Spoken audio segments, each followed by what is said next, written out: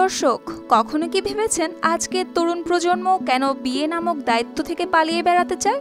সত্যিই কি তারা বিয়েকে ভয় পায়, নাকি এটি হয়ে উঠেছে এক নতুন ট্রেন্ড যেখানে সিদ্ধান্তহীনতায় আটকে গেছে পুরো প্রজন্ম? কিন্তু জানেন কি, পৃথিবীতে রয়েছে এমন একটি দেশ যেখানে বিয়েতে দেরি করলে তরুণদের জন্য অপেক্ষা করে এক অদ্ভুত শাস্তির প্রচলন। সেই দেশে 25 বছর পরও যদি কেউ অবিবাহিত থাকে, তবে তাকে মেনে নিতে হয় সেই বিচিত্র শাস্তি। শুনতে মজার হলেও শাস্তিটি কিন্তু অনেক সময় প্রাণঘাতীও বটে। এমন চমকপ্রদ তথ্য উঠে এসেছে টেলিগ্রাফ ম্যাগাজিনের একটি প্রতিবেদনে, যেখানে বলা হয়েছে এই ব্যতিক্রমী প্রথা চলছে পৃথিবীর অন্যতম সুখী দেশ ডেনমার্কে। সেখানে কিছু শহরে 25 বছরের অবিবাহিত তরুণ তরুণীদের জন্মদিনে পালন করা হয় এই বিচিত্র প্রথা। তার শরীর জুড়ে ছিটিয়ে দেওয়া হয় দারুচিনির গুঁড়ো, আর যদি বয়স পৌঁছায় 30-এর কোঠায়, তবে তার গায়ে ছিটানো হয় লাল মরিচের গুঁড়ো।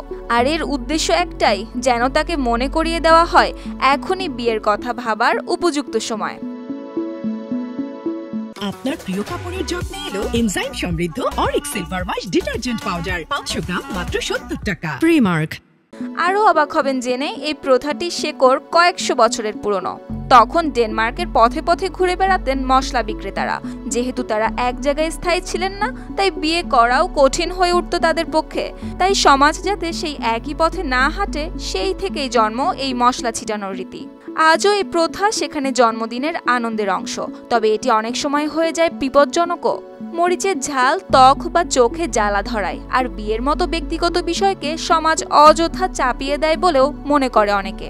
কিন্তু আশ্চর্যের বিষয়, এমন প্রথা থাকলেও বিয়েতে মোটেও তাড়াহুড়া করে না ডেনিশরা। বরং পরিসংখ্যান বলছে পুরুষরা গড়ে 34 বছর বয়সে, আর নারীরা বিয়ের সিদ্ধান্ত নেয় প্রায় 32 বছরে গিয়ে। অর্থাৎ দারুচিনি হোক বা মরিচের ঝাঁজ, যেন তারা ভয় পায় না কোনোটিকেই। সুপ্তি রায়, RTV।